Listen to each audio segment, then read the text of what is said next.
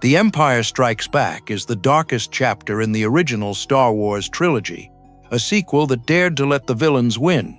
But even after more than 4 decades, this film is still hiding secrets. Did you know that 2 different versions of the ending played in theaters at the same time? Or that Darth Vader was originally written living in a Gothic castle, feeding pet gargoyles from a golden bowl? Today, we're uncovering 15 hidden truths about The Empire Strikes Back 1980, including shocking Easter eggs that reveal secret connections to The Shining. Number 1. This ending was never supposed to exist. The final scene of The Empire Strikes Back, where Luke, Leia, and the droids regroup in a medical bay while Lando flies off to rescue Han, feels like the natural conclusion to the story. But that scene wasn't part of the original film. It was shot 4 months after principal photography wrapped. Mark Hamill, who plays Luke Skywalker, confirmed this in 2022, calling it an added scene, not a reshoot. Without it, the film simply ended with the Millennium Falcon rescuing Luke from beneath Cloud City and escaping into space. No regrouping, no plan to save Han, no prosthetic hand, just total defeat. The studio worried the ending was too bleak, so they brought the cast back to film one final moment of hope. But even that wasn't the end of it. When Empire opened in about 100 theaters, George Lucas watched with audiences and realized the ending was still geographically confusing. Viewers couldn't tell that Luke was on a separate ship from Lando. So while the film was already in theaters, Lucas called ILM and ordered 3 new establishing shots. The first shot is the medical frigate sitting stationary in space. The second shot is the Millennium Falcon approaching it. And finally, the third is the Falcon flying away from it. They had 3 weeks to deliver them before the wider release. The very first audiences saw a different ending than everyone who came after. Number 2. Hidden objects in the asteroid field.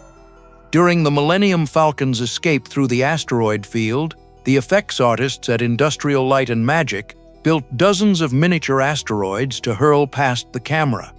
Every single one was a physical object, but hidden among them are 2 things that have no business being in deep space. One asteroid is actually a potato. Another is a tennis shoe. The ILM crew slipped them in as a practical joke, knowing they would fly past too fast for anyone to notice, and for years, nobody did. It wasn't until fans began freeze-framing the sequence on home video that the gag was discovered, and ILM staff later confirmed it in interviews.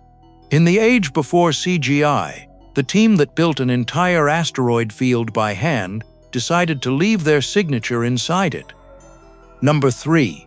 The Shining burned down Empire's sets. Before cameras even rolled at Elstree Studios in England, disaster struck. In January 1979, a fire broke out on Stage 3, where director Stanley Kubrick was filming The Shining. The blaze destroyed the stage completely, and the ripple effect hit the production process of Empire Strikes Back very hard. The production had been allocated 11 stages, but was forced to give up 2 to Stanley Kubrick so they could continue filming. That meant 64 sets for The Empire Strikes Back had to be squeezed across just 9 remaining stages, and the entire shooting schedule had to be rebuilt from scratch. 2 of cinema's most ambitious productions were colliding in the same building at the same time, and The Shining's disaster nearly derailed the Star Wars sequel before a single frame was shot. Number 4. Vader's Castle and His Pet Gargoyles. Before screenwriter Lawrence Kasdan came aboard, the first draft of the sequel was written by Leigh Brackett, a legendary Hollywood writer known for The Big Sleep and Rio Bravo. George Lucas hired her specifically for her expertise in pulpy adventure. In her version of the story, Darth Vader barely leaves his home. Instead of chasing the Millennium Falcon across the galaxy, he spends most of the film inside a Gothic castle described as black iron squatting on a rock in the midst of a crimson sea. There, Vader feeds winged pet gargoyles from a golden bowl and uses Force telepathy to try to lure Luke to the dark side from across the galaxy. The concept artist Ralph McQuarrie even painted the castle, but it was shelved when Lucas rewrote the script. Then, 36 years later, director Gareth Edwards resurrected the original artwork for Rogue One, turning it into Vader's fortress on Mustafar. An idea from 1978 finally made it to the screen in 2016. Number 5. This bounty hunter was built from leftovers. When Darth Vader summons a lineup of bounty hunters aboard his Star Destroyer, one of the most striking figures is IG-88, a towering assassin droid with a distinctive cylindrical head. That head wasn't custom-built for this film. It was actually a beverage dispenser recycled from the Mos Eisley Cantina scene in A New Hope. In a franchise spending tens of millions of dollars, one of its most recognizable background characters was assembled from leftover bar equipment. And IG-88's story doesn't end on Vader's bridge. Later in the film, if you look carefully at the junk piles in Cloud City's industrial area on Bespin, you can spot IG-88's scrapped body among the debris. Since all the bounty hunters were competing against each other to capture the Millennium Falcon's crew, it's entirely possible that Boba Fett had already eliminated IG-88 before Han Solo and the others ever set foot in Cloud City. Number 6. The twist that didn't exist yet. In Lee Brackett's first draft, the most famous twist in cinema history was nowhere to be found. Darth Vader was not Luke Skywalker's father. Instead, Luke's real father, Anakin Skywalker, appeared as a Force ghost on Dagobah alongside Obi-Wan Kenobi. Anakin was a separate heroic figure who explained that he had sent Luke away for his own protection when the Empire closed in. In this version of the story, Vader and Anakin were two completely different people. The revelation that changed everything didn't enter the script until Lucas rewrote the second draft himself in March 1978. Brackett never saw it. She had died of cancer just weeks after turning in her draft, at the age of 62. Number 7. The puppet that risked everything. Before Yoda became one of cinema's most beloved characters, nobody knew how to bring him to life. The production considered stop-motion animation, a marionette, and even putting a monkey in a costume, because it was the right height. None of those ideas worked. Lucas then called Jim Henson, the creator of the Muppets, and asked him to perform the character. Henson was too busy, but he recommended Frank Oz, the puppeteer behind Miss Piggy, Cookie Monster, and Grover. Makeup artist Stuart Freeborn sculpted the puppet, blending his own facial features with Albert Einstein's, hoping Einstein's look would make the character feel intelligent. But it was Oz who made Yoda feel alive. The Dagobah set was built on a raised platform so Oz could work from underneath, and Kirshner treated the puppet like a real actor, speaking directly to it instead of addressing Oz down below. Lucas later admitted the entire film depended on this gamble. If that puppet had come across as a silly Muppet instead of a living being, the movie would have collapsed under its own weight. Number 8. Their contracts already predicted the future. When Mark Hamill and Carrie Fisher signed on for Star Wars in 1977, most people assumed they were locked in only for 3 films. But author J.W. Rinsler, who spent years researching the definitive making of books for the franchise, uncovered something buried inside those original contracts. Both actors weren't just signed for 3 films. Their contract covered 4 films. In other words, George Lucas quietly left the door open for one additional sequel beyond the trilogy, all the way back in 1977. That contractual provision sat dormant for 35 years until Disney purchased Lucasfilm and brought both actors back for The Force Awakens in 2015. A contract clause buried in the late 1970s quietly predicted what would happen decades later. Number 9. Lucas bet everything he owned. George Lucas self-financed The Empire Strikes Back because he refused to let 20th Century Fox control creative decisions. The original budget was $8 million. By the time filming wrapped, the cost had ballooned to over $30 million, nearly 4 times the original figure. The production took 175 shooting days, almost double the 100 that were planned. Lucas had to borrow $10 million to finish the film, putting his home and future Star Wars earnings on the line.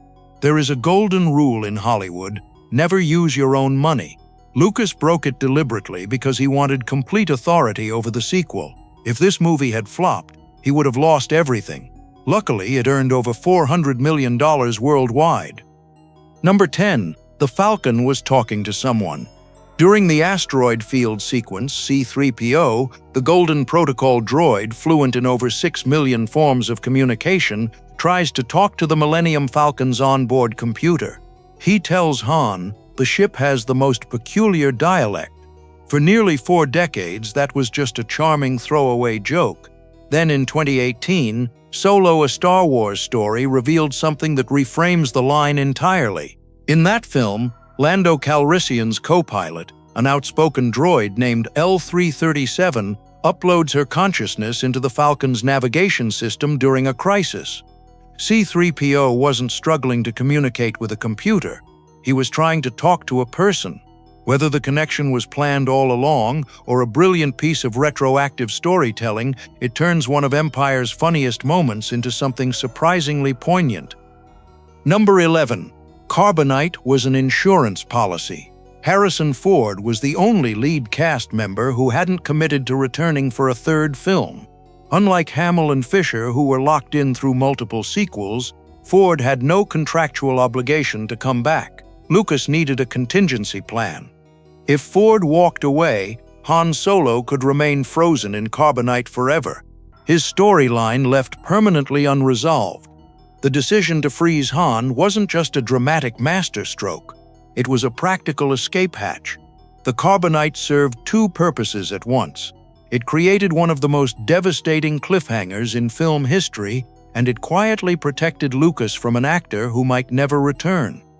Number 12. Han Solo was supposed to die. Gary Kurtz, who produced both A New Hope and The Empire Strikes Back, had a very different vision for how the trilogy should end in Return of the Jedi.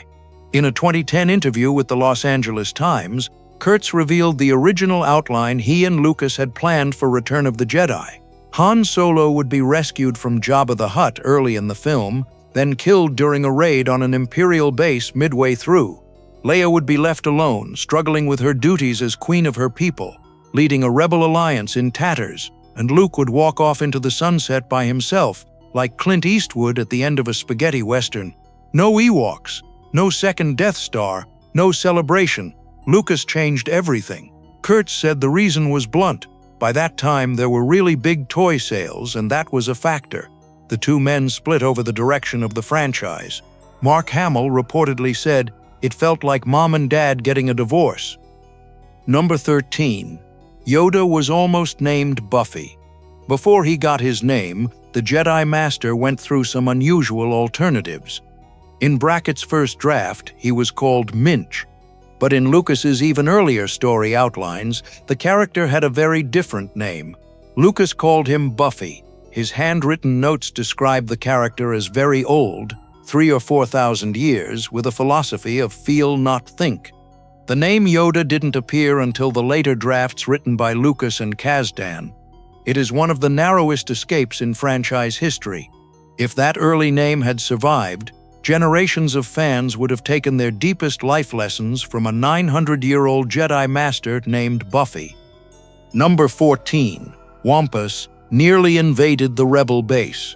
In the finished film, a Wampa attacks Luke in the opening minutes and then disappears from the story. But originally, the creatures played a much larger role.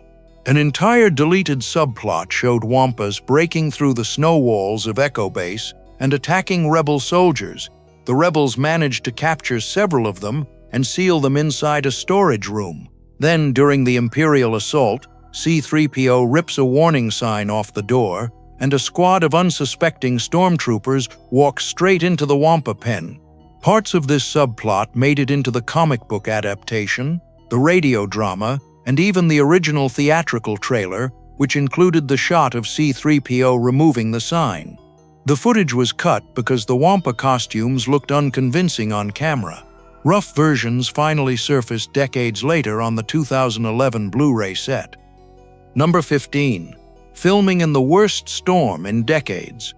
The exterior Hoth scenes were filmed at Finst, Norway, on the Hardanger-Jokulund Glacier, one of the most remote and hostile locations ever used for a major production. The crew arrived in March 1979, and walked into the worst snowstorm the area had seen in half a century. Temperatures plunged to -38 degrees Fahrenheit.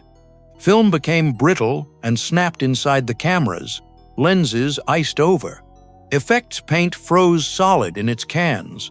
Then 2 avalanches collapsed the snow tunnels connecting the crew to the nearest railway line, stranding everyone at their hotel for days. Hamill's big scene of Luke collapsing in the blizzard was supposed to be filmed 90 minutes away on a glacier, but the weather made travel impossible. They ended up shooting it 30 feet from the hotel. Ford, who wasn't even scheduled to be in Norway, was flown in at the last minute because of production delays. He traveled the final 23 miles by snowplow. The Empire Strikes Back was born from chaos. Fires, avalanches, ballooning budgets, and a filmmaker betting his home on a story where the heroes lose, and somehow all of that pressure forged the greatest sequel ever made. Here's a question for you. If you had been in that first 70mm audience in 1980, watching the original ending with no medical bay scene, just the heroes flying into the void in total defeat, would you have come back 3 years later for the next one? Tell us in the comments. And if this video showed you something new about a film you've loved for decades, hit subscribe so you don't miss what we uncover next. Thank you for watching.